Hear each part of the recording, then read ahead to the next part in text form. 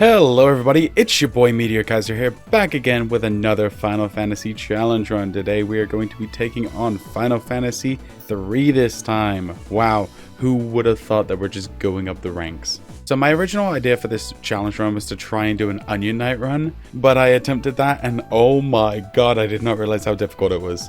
And to be honest, it seemed more like just a grind until you hit like 90 on Onion Knight. And I don't know. So maybe I'll revisit that one way in the future. That seems like a fun stream idea. But instead we are tackling, can you beat Final Fantasy 3 using only Black Mages?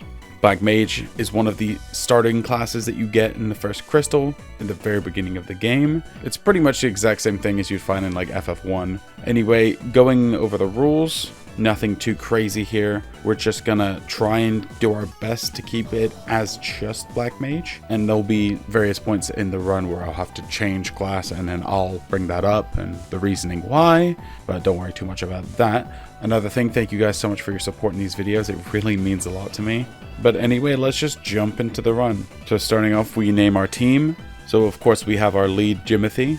How could we forget Jimothy? Next we have Tharja, and I'm saying Tharja, not Tharia, because screw you guys. Then Sonya. Both of these are Fire Emblem characters, my two favorite mages in the franchise. Technically they're both dark mages as well, so that counts. And then of course we have Merlin, because how can you have a run without a Merlin? So we start off our adventure in Altar Cave, and we're Onion Knights right now. We can't really change our class or anything, so I'm just going to turn off encounters. And yes, I know some of you guys mentioned in the last ones turning off encounters is cheap or whatever. How? Realistically, how? How is it any different? All I'm doing is saving me time.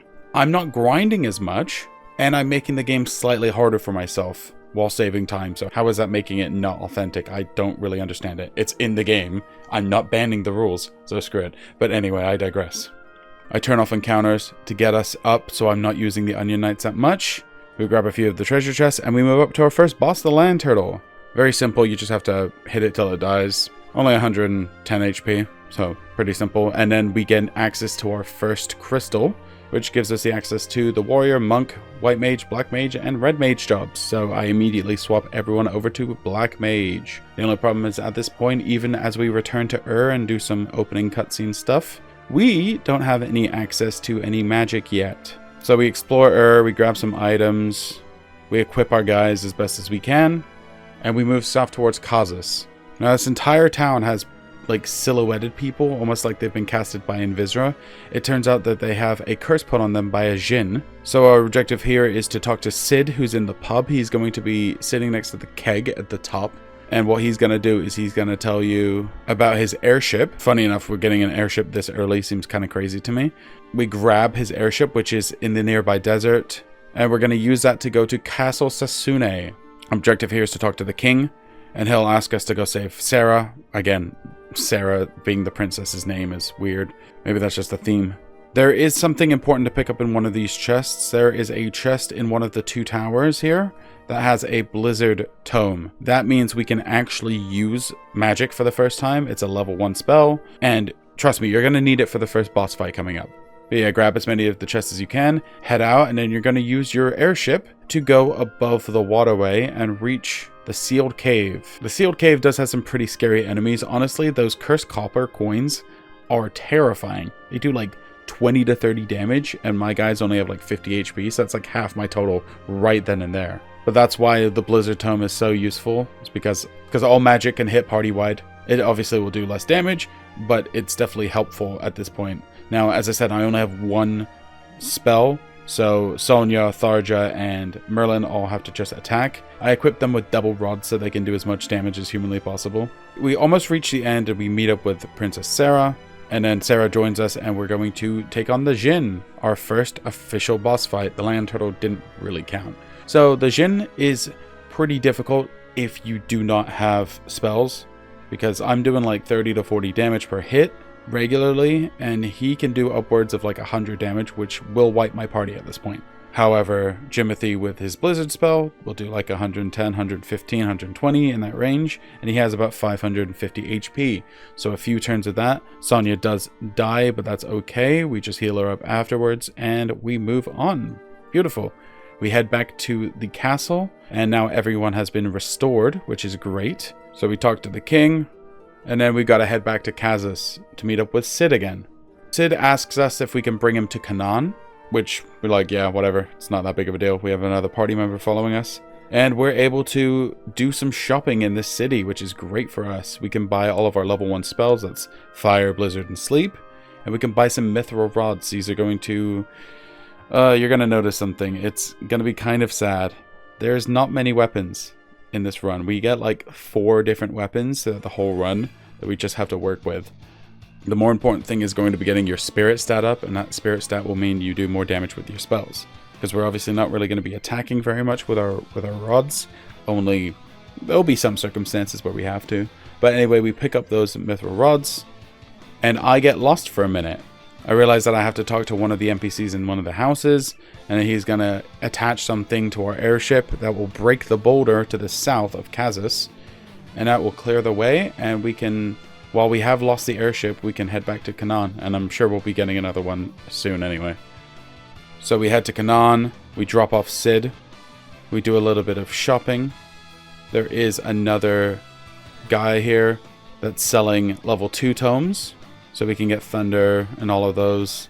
Thunder's going to be the most important thing, honestly, but he has other spells as well. One thing I did forget to mention, that this game has a lot of like secret areas that you can like get behind. Like for example, in Sid's house, he has a secret area that has chests. And they're basically just extra paths. You can look around or you can look up guides. I kind of did a bit of both. It's a little annoying, but it's not like the end of the world. So anyway, after clearing out Cananan, we head to the Dragon's Peak, which is in the south. And oh my god, is that a giant-ass dragon? Yes, it is. Because once we reach the top, the tippity top, we have a very unfortunate fight with Bahamut. Yeah, Bahamut, yeah. This is a guy for sure. Yeah, no, you're not supposed to be fighting him at this point. I didn't realize that until like one turn passed. I got completely annihilated, and then I ran. So, yeah, that's cool. In Bahamut's little nest, we meet up with this gentleman named Desh, who is apparently amnesiac. He has no idea what he is doing, why he is there, any of that stuff. So, you guys basically get sent off the mountain, and you land up in a completely different area, south of where you were. And this is where the first job change will have to be. So Desh should have given you the mini spell, and you need to use this mini spell. Now the only way you can use the mini spell is either through, I believe, a red mage or a white mage. So we've got to change our classes temporarily so we can use the mini spell, and then change our class back to black mage after, in order for us to go into the next area of the game, Tozus. Tozus is just a tiny ass city. There are shops and stuff here. I'm pretty much a brokey at this point, so I can't really buy anything here. So I basically just go straight through Tozus, and I make my way up to the Viking Cove. There's a few hidden treasure chests and things, and also a nice little present for us. There is a level 3 tome in Thara. And in case you missed any spells, there's also a guy that sells level 1 and level 2 magic, so that's pretty nice. Now you should still be mini at this point, because you're going to need to be mini for the next part of the game anyway, which is the Neptune Temple, which is north out of the Viking Cove area. It's just a small little dungeon with like nothing too much. Some decently strong enemies here, but nothing some fires and some blizzards can't take care of. And again, you're supposed to be mini in this dungeon, so they're expecting you to have mages, which is really good for us, because that means we don't have to worry about not doing any damage, because I'm sure if I was a melee class, this would be the hardest dungeon in the game. Moving through the Nepto area, we meet our next boss fight, the Giant Rat. The Giant Rat has 1050 HP. And again, he's designed to be fought using mini, so this is a very simple fight for us. We just spam him down with some low-level spells, and he goes down real quickly. And now that that's been taken care of, you'll get access to the Viking's boat, which is pretty nice. So now we can travel the inner sea of the continent. And if you need to return to or the Sasune area, you can, which may not be the worst thing in the world. Anyway, your next objective is to go just to the left to a town known as Tokul. Now, the citizens of Tokul are terrified of you for some weird reason, but we will find out why that is not too long from now. The map does kind of open up here now. You have a few optional areas that you can go to. You can go talk to the fairies in the west of the desert. You're going to need to go there later anyway, so you can kind of skip that for now. There's some chocobo forests that have chocobos that you can ride in, similar to the second game. There is Argus Castle, which is kind of in the center of the map, but we don't necessarily need to go there now. There are a few money chests that you can grab right now, but you'll be coming back here later again. The next area that we actually have to go to is Golgan Gulch, which is right to the west of Argus Castle. So we talked to one of the Golgans, which are like these weird eye creature guy things. It's basically telling us, hey, we need to go to the Tower of Owen. And he gives us access to the Toad spell. There's also going to be a few chests here if you want to pick those up. That's pretty useful. And I will just mention offhand that now we have access to, with all of these extra places like the Village of the Ancients that we also headed to, we have access to Blizzara, Fundara, and Fire Atomes. And get used to these spells because we're not going to get anything that great for a while. This is a very slow part. And also, in one of these chests in the Golgan Gulch, we get a Fire Rod and an Ice Rod. Get very familiar with these weapons. You're going to see these for a very, very long time. It's pretty sad, honestly. This game is wild. So, similar to what happened with our mini, we have to do the exact same thing with the Toad spell in order to get into the Tower of Owen. You can only access it through being a small little froggy boy. So we swap over, do that real quick, do the same thing we did before. It's just a little bit annoying, but it is what it is. Now, Tower of Owen is pretty straightforward. There's nothing too complicated here. Just a very, very long dungeon. There's some relatively scary enemies here, but again, nothing that, you know, too annoying. But we move on to the next boss, Medusa, who's at the top of the tower. Medusa or Medusa, as is in the Pixel Remaster. Again, 2k enemy, a little bit harder fight, but spells will do pretty well. Tharja does get taken out, unfortunately. But again, we do like 200 or so per spell, and then 100 or so with the weaker tier spells. And again, I have 4 units, so just do the math. Right, that's like 400 a turn, 5 turns, bam, dead. So I've just got to outlast, and I do, and we take care of Medusa. Desh remembers who he is. He's some sort of protector of the tower. So in order to prevent the tower from basically exploding and killing us all, he jumps into the fire and sacrifices himself. So, yep, we lost another companion. Rip. So once we've defeated Medusa, we have access to the outer portion of the map, which is what that whirlpool was kind of blocking us from doing. And again, we have a few areas open to us. So I head to Jasali, which is on the east side of the outer ring. I don't really need too much here. There are some hidden treasure chests. There's a shuriken, which is useful if you want to use that later on in the game. I pretty much just am here for the magic keys. So I buy a bunch of magic keys. There's going to be very useful later for a certain dungeon. You can go back to Argus Castle and grab some stuff using those keys. I don't think I did, but yeah, you can do that. Next, you got to go to the Dwarven Hollows. That's in the northwest side of the Outer Sea area. What you want to do is you want to talk to some of these dwarf NPCs, and you're going to learn that the Ice Horn was stolen. So you've got to go west into the subterranean lake, which is actually in the Dwarven Hollows, which is a weird little dungeon, but it's cool. And at the end, there is a pretty scary boss, honestly, Gutsco. Gutsco is a weird name for a boss fight, but this is the first one that I actually like fully had to reset for because of just how strong he was. So I had to go back and grind a little bit. First time doing that. Hopefully that's not too much of a theme. But Gutsco has 2,800 HP. Now my problem, of course, that you're going to start seeing is the higher and higher my HP total gets, the harder and harder it's going to be for me to maintain said HP. So basically my plan, at least, is to not spend too much time trying to heal and instead just rely on kill him before he kills me kind of vibe. And after a few extra levels grinding after the first Gutsco attempt, I'm able to do that, thank God. As soon as we're going to replace the Ice Horn, Gutsco comes back and is like, I'm gonna take them both now and go become some weird fire crystal demon. So we've got to head up north into the Molten Cave. This is a very easy dungeon, but a lot of molten areas, which surprisingly doesn't damage us. I thought it would. There's a freezing blade, which is pretty useful if you are, you know, not in our situation. But we have our first boss with a Crystal Guardian. This is the Fire Crystal Guardian. I mean, well, we technically had the Land Turtle one, which was the Wind Crystal Guardian, but I don't really count that. Man, was this a hard fight. So the Salamander has 4k HP. Obviously, the best spells that you want to be using here are Blizzara, because Blizzara ice against these fire boys.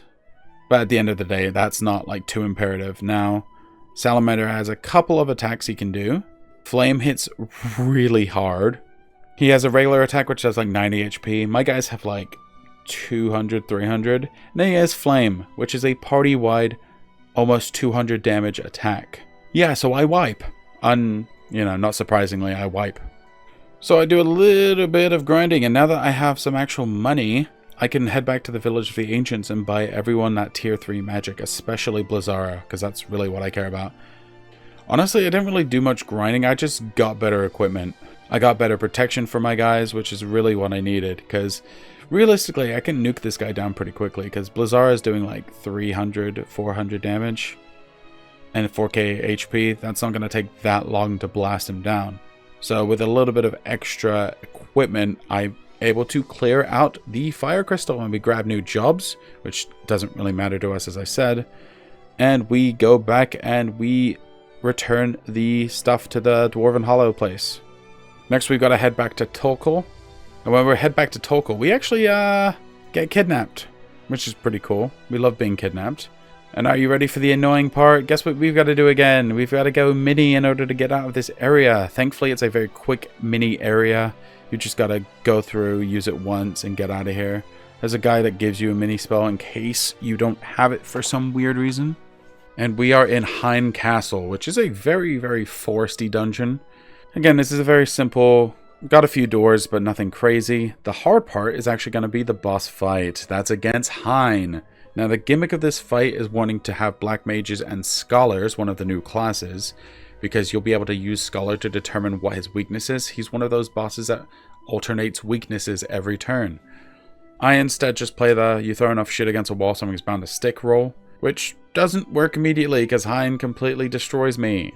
I don't really need to grind too much, it's just more about getting lucky with the types of spells he does. So a good strategy would be to just split everyone up, have them use different spells, so that way you can cover all weaknesses, because he will absorb damage if you use the wrong spell that he's not weak to. He only has 3,500 HP though. As long as you can get through his gimmick, he's really not that difficult. And we have cleared out Hein Castle, we've protected both Tolkol and the fairies. And we gain the Fang of Wind, which we're going to need to get into the final area of the game. We're going to need to get the Fang of Wind, Fire, Earth, and Water.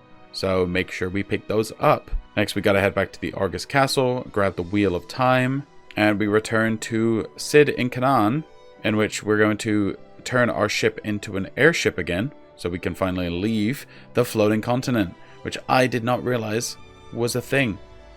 I thought this was just the whole map, but it turns out the map is way, way bigger. And we can actually venture into the whole wide world. If you head to the wrecked ship in the northeast of the map, you're going to run into Arya, who's going to be our temporary companion, as we seem to be having a lot of these. You're basically going to head back over to the Temple of Water in the southeast in order to get the Water Shard. There's actually nothing here besides that, it's just the shard. I thought it was going to be a big dungeon, but it wasn't.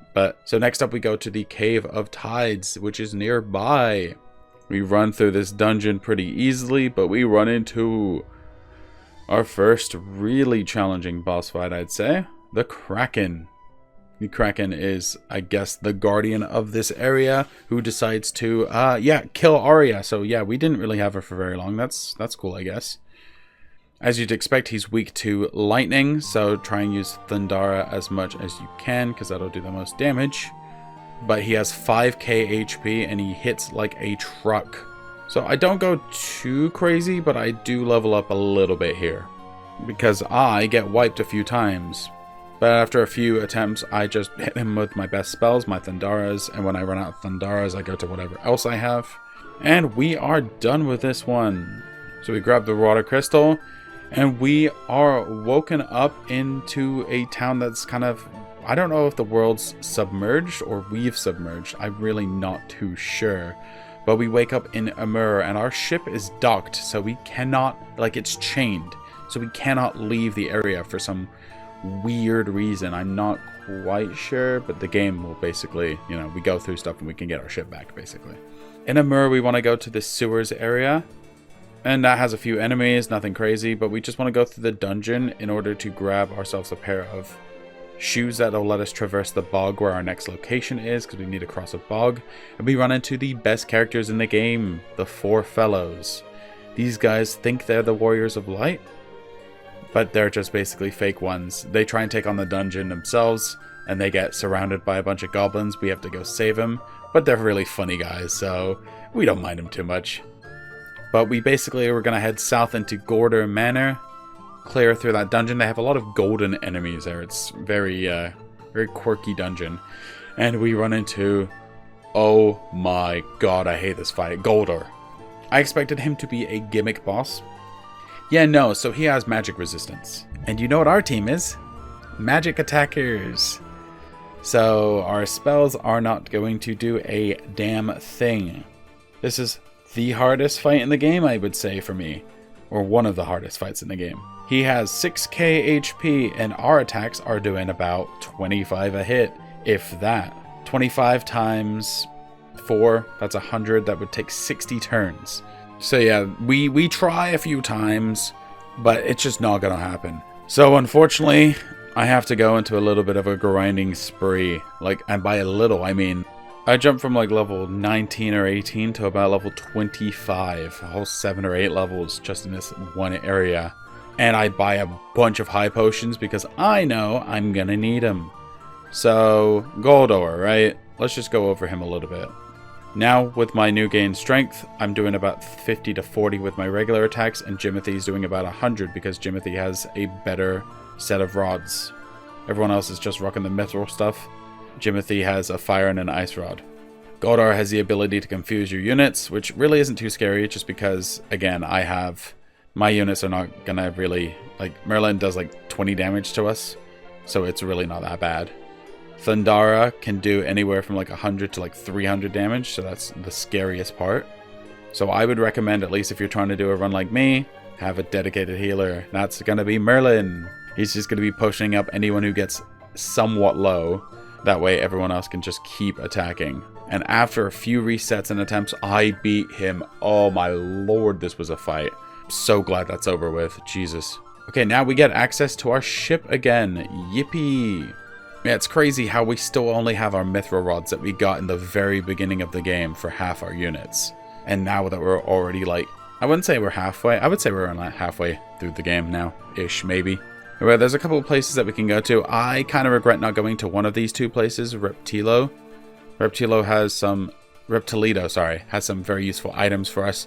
I didn't realize what was going to happen, so I don't go there. I do go to Duster in order to buy some more equipment. Because the reason I say this is because we head up to Saronia, and as we're getting close to Saronia, we get shot down. We lose our airship, so that means we are grounded and we are stuck in this area whether we like it or not. So I still only have Blizzara, Thundara spells, all of those.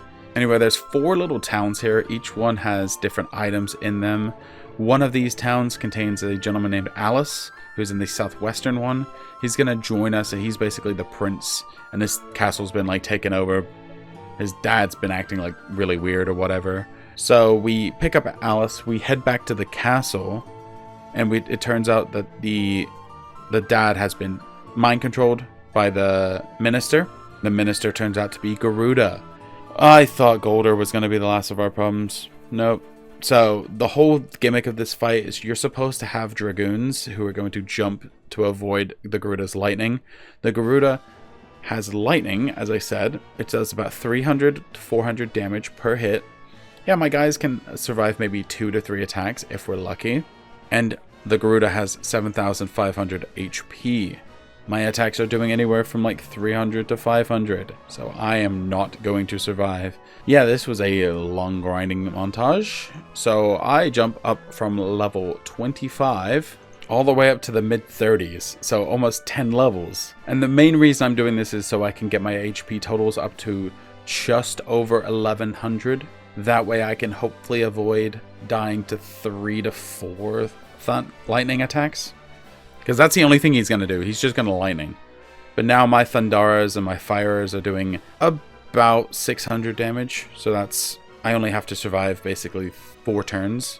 And that should be just what I need. And thankfully, oh my god, thankfully, I barely survive. But I clutch it up against this damn annoying guy. And the sigh of relief I had when this was over.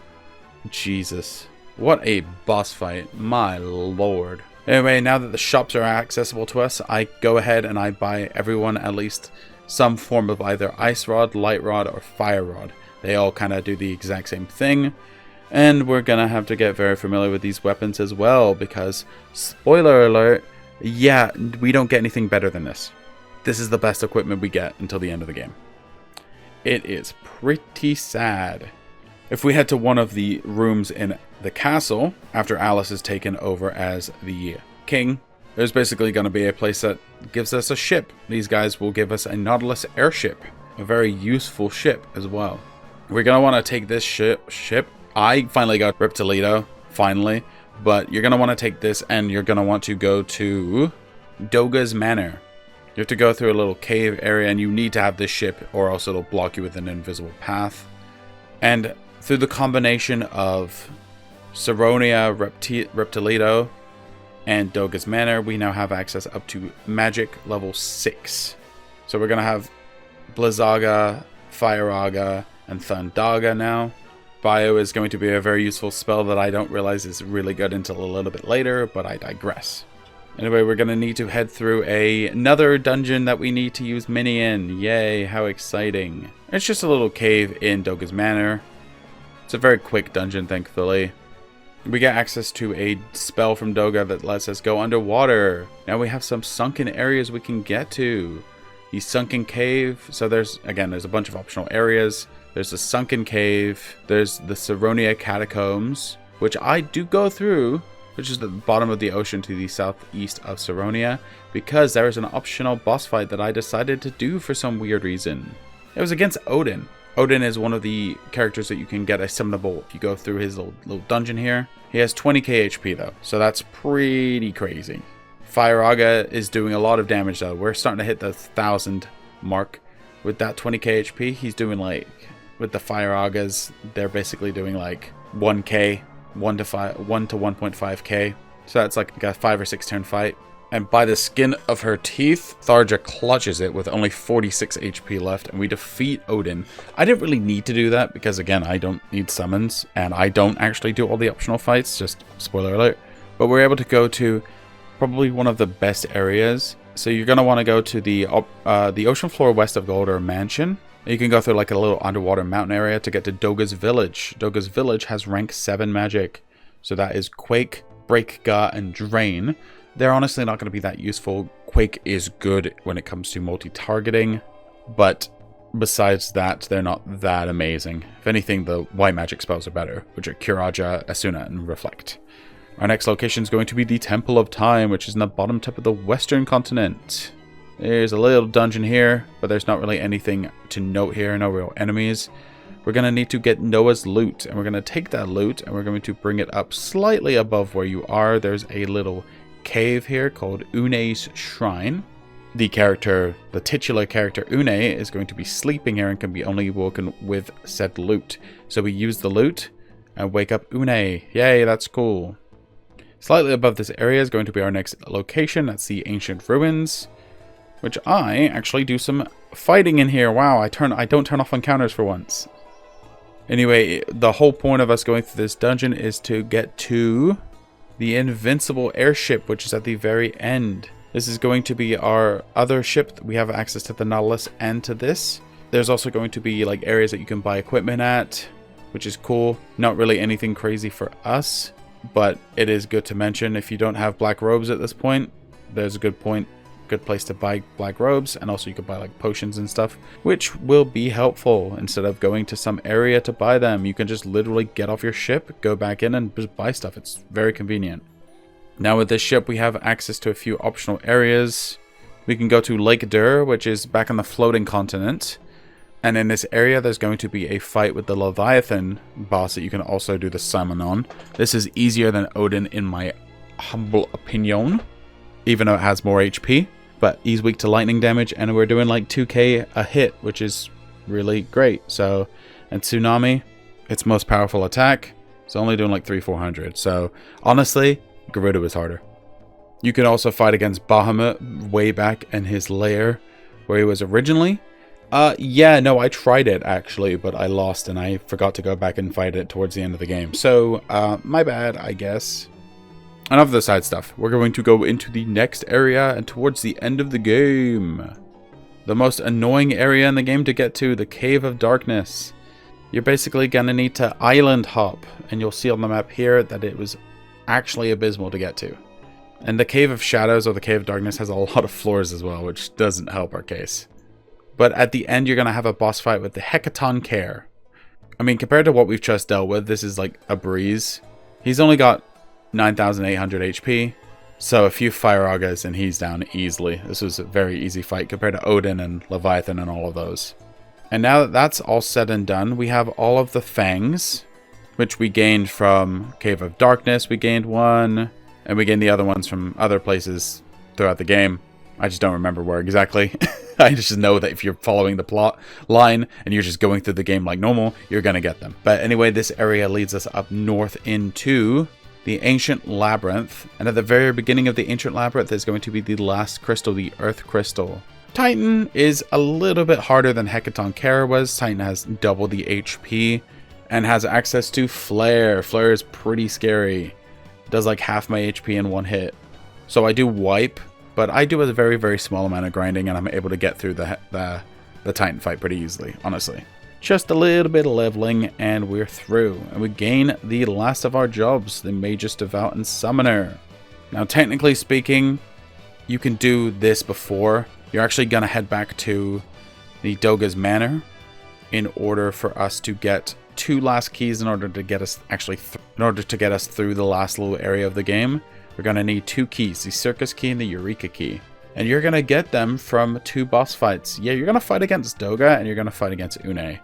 And you're going to kill them. Pretty sad, but yeah, things must be done. They are very easy fights. Just hit them with a few Fire Agas and whatever high level spells you have. And you can get through this pretty simply. And with that, we're able to get ourselves into the last little areas. There is first, more importantly, you're going to want to go into the Crystal Tower and go through the first door. That's going to lead us to Eureka. Eureka has a bunch of optional boss fights and also an area where you can buy tier 8 magic, which includes Flare. Now these boss fights are actually pretty hard. I do Amon first, and Amon is just a Hein clone. So similar strategy where you have to swap between which magic you're using. You just got to do that over and over again. Not too bad. I make my way through the end before fighting any other fights, and there's a little healing area which is great, and this is like the last major healing area. So it's very useful to come back here, and we're gonna have to come back here because let's just say I'm at level 45, and yeah, I'm gonna need to be higher level than this. But I don't need to do any of these other boss fights, really. I just decide to do them. So I fight against Scylla. And this is kind of where I start realizing, oh, Firaga is good, but Bio does like 2,000 on average. Firaga is only doing like 1,000, and it's just not fast enough. So I wipe a few times and I have to do some grinding, and then I'm like, oh my god, Bio is such a good spell. I'm an idiot. So yeah, that's a thing. So now basically the only thing I'm going to be using is Bio, because unfortunately, Black Mages do not have access to tier 8 magic, which is really annoying. But I'm able to clear out the rest of these guys. First Scylla, then the Guardian, then the Kunoichi, and then the General.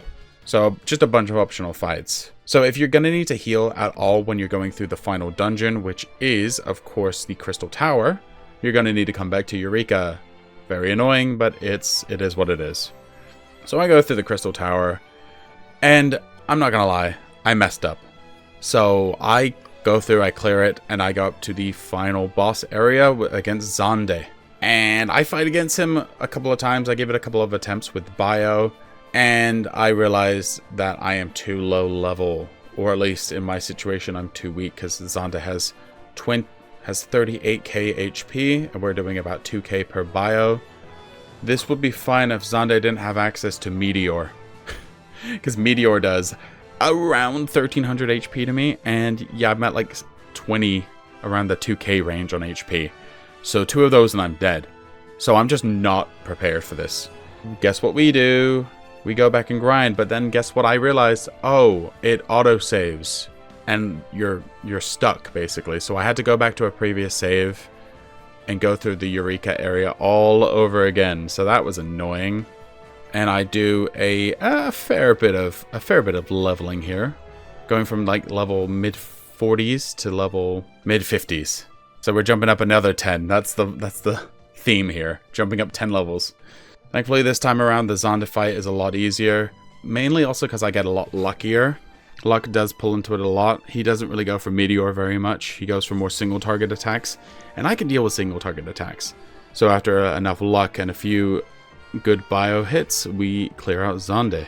And next we have Cloud of Darkness, and this is an unwinnable fight, so you're fine, it's scripted. Basically it's going to be like, oh no, gotta go to the World of Darkness now. And the World of Darkness is our final area of the game. It's split into 4 quadrants. And you're going to have to fight against the Dark Crystals. So again, these are 4 different versions of what we were fighting before. So first in the top left we have Cerberus. And again, we're bio spamming because it's just the easiest thing to do. And thankfully this wasn't too difficult. This one was the easiest of the fights by far. He's got 60k HP though, so that's very, very annoying. But he does a lot of single target attacks, so as long as you're healing, and you're going to be able to clear him out pretty easily. I would say let's move on to Echidna next, which is the next one, but Echidna likes to do party-wide AoE attacks of Meteor and spamming them. Meteor is doing to us just above 1000. We have 3k HP at this point. Echidna has 70,000 HP. Yes. So grinding commences. Thankfully you can heal at each of the crystals, so I have to basically sit here and grind for like 10 levels or so before I'm able to give Echidna another shot. And to be honest, the XP growths are starting to fall off here a little bit. I'm not getting much experience. So I bring up the squad to about level 60, that's about 6 levels, and I try the Echidna fight again. I must be the luckiest man alive, because once again, Thara does it. We are getting our ass beaten, and we barely hang on with 48 HP. Thara coming in clutch once again, defeating Echidna, and we have cleared 2 of the 4 dark crystals. This isn't a Jim Henson movie. And this is where the hardest challenge starts to come in. Realizing my situation, so we have a fight against the 2-headed dragon next. The 2-headed dragon has 65k HP. This boss only uses normal attacks. However, those normal attacks do anywhere from 1000 to 3000 and sometimes even 4000 HP in a single hit. So regardless of what I do, I just cannot clear. I go ahead and I try against the other boss, Ahriman. But Ahriman is a very similar to Echidna, using party-wide AoE, and also using like confusion spells and death and curse and all of those. So I grind a little bit longer. I get to level 65, and this takes me about 40 minutes just to get up to this level. And then I try again. I'm just going to keep trying.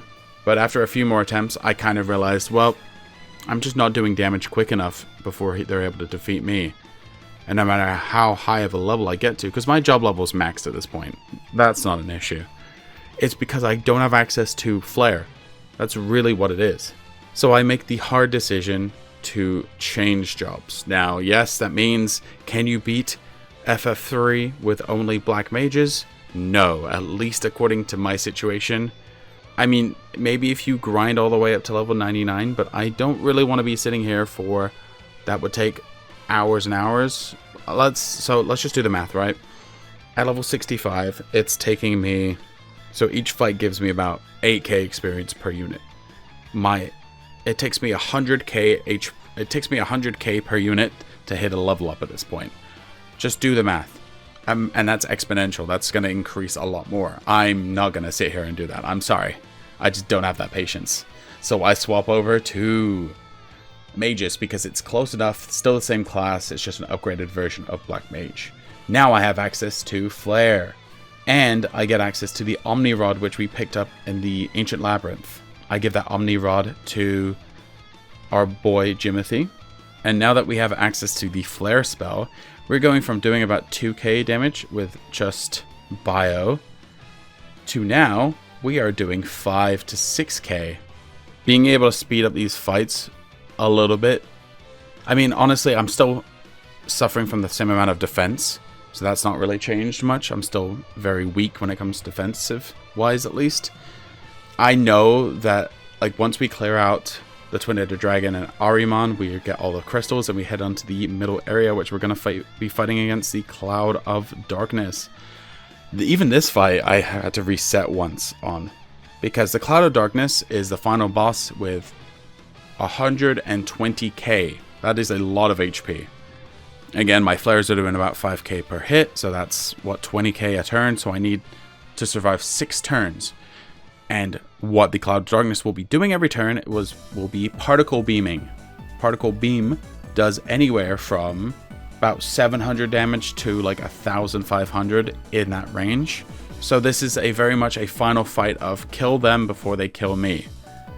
And so instead of really grinding, what I'm doing now is I'm just kind of trying to get my job level up more than anything. Because again, grinding against these enemies isn't going to give me much levels. So 65 is kind of the peak of where we're going to be getting at. So once I raise my level a little bit more, maybe gain 1 or 2 level ups, I have just barely enough HP to survive and take out the Cloud of Darkness.